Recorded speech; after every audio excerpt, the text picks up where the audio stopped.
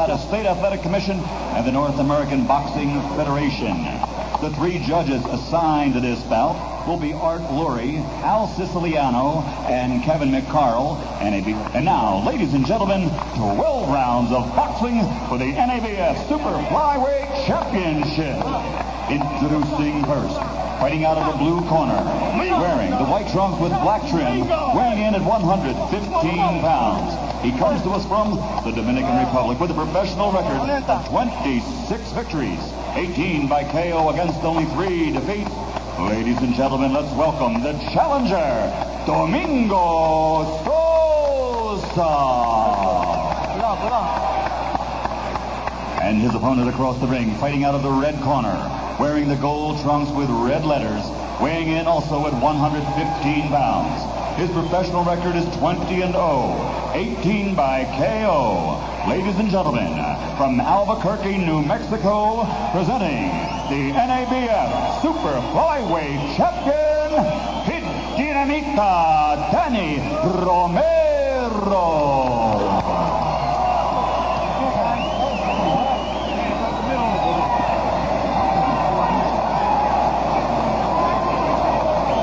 To keep it during the announcements. Do you guys have any questions? I gave you instructions earlier in your dressing room. We have 12 rounds of boxing now. Let's go to work. Sosa, the manager, forgot to tell Sosa, the fighter, to make weight. He had to take off 4 pounds after the weigh-in yesterday, which is a lot of pounds for a little man. Anytime? Absolutely, no question about it. I really don't know how he did it, Larry, to tell you the truth. Fight is scheduled for 12 rounds because of Danny Romero's NABF Flyweight or Super Flyweight Championship. This is a good test for Danny Romero. Sosa has only lost 3 fights in his career, and all the former world champions. Romero just won that NABF title a month ago, whereas Domingo Sosa comes in off a 248-day layoff, which probably contributed to the difficulty he had making weight. One thing I like about the Danny Romero, he gets leverage on every punch he throws. He landed a long right hand early, which caused Sosa to blink just a little bit. Now Romero goes to the body and tries to come over the top with the right hand, just missed. Oh! No knockdown. Sosa was able to stay up with the help of the ropes. You got a box, you got a box, you got a box! Kid Dynamite showing power with both hands. 5, 6, 7, 8, 9. No. Jay Nading chooses to stop the fight. Pretty impressive, Gil. Very, very impressive when you consider that it took Michael Carvajal a lot longer to get rid of him. The other 2 world champions he went the distance with. But this Danny Romero, I mentioned he gets leverage on every punch. Yeah, every punch. Yeah, and the ambition you mentioned earlier, you could see it in a half a minute that this kid is using his body as a projectile to get someplace. And really, after the first long right hand in the opening seconds, it looked to me as though Sosa wasn't terribly interested in feeling that anymore. And the right hand that drove him into the ropes and almost down was a sensational right cross shot.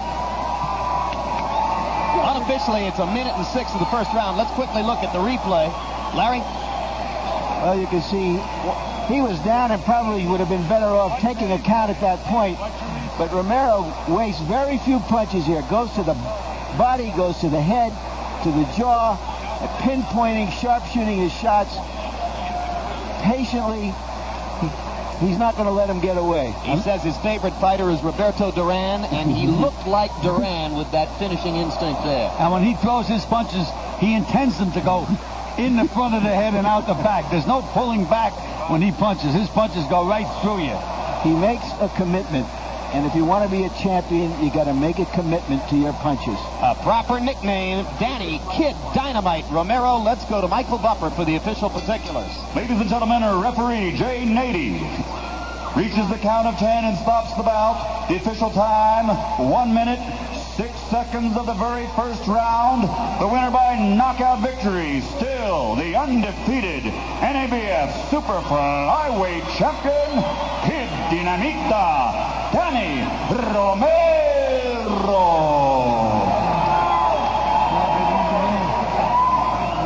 115-pound fighter, Gil, could move up eventually to featherweight, perhaps even to lightweight, but what punching power he demonstrated in that brief span. Jim, he really excites me, this kid does. Not only as a fighter, personality-wise and everything, he just has so much confidence in himself and his ability to what he's going to do when he goes in that ring, and he does it. And he was terrific yesterday in our discussion with him. For a little bit more of a taste of the personality of Danny Kid Dynamite Romero, let's go up to the ring and Larry Merchant. Danny, congratulations. It didn't take you long. You didn't want to give these fans much of a show here, did you? No, well, we came out to destroy, and as you seen, that's what was happened. Did the first punch you hit him hurt him? Because it looked like that from that right hand on, he wasn't very interested. Right, you know, the first shot that I hit, the big first right hand, took away everything he had. You seen he could take shots, so he was laying on the ropes, taking big shots that I was bombing. What is your ambition now? Where do you go from here?